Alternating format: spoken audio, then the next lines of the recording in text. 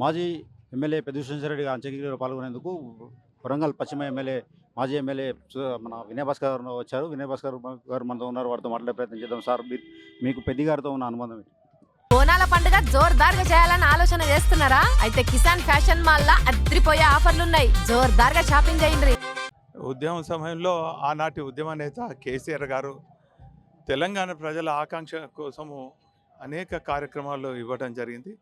ఉమ్మడి వరంగల్ జిల్లాలో ఇటు నగర అధ్యక్షునిగా అటు జిల్లా అధ్యక్షునిగా ఇరువురం కూడా అనేక వ్యూహాత్మకంగా ప్రజల పక్షాన పోరాడినటువంటి అనేక జ్ఞాపకాలు మరవలేకుండా పోతున్నాం.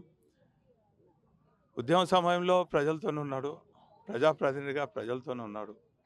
పునర్నిర్మాణంలో కూడా కలిసి పనిచేద్దాం అనుకున్నాం. కానీ దురదృష్టవశాత్తు ఆ మధ్య లేకపోవటం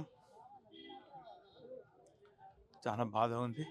కానీ ఎక్కడో ఆశ ఉంటే, నిన్న కూడా చూసి వచ్చిన తర్వాత ఎక్కడో ఆశ ఉంటే ఆ దేవుని అనుగ్రహంతో దేవుని దయతోని తన ప్రాణం కాపాడుకోగలుగుతాం అనుకున్నాం. కానీ చివరికి మా మధ్య లేకపోవడం చాలా బాధాకరం.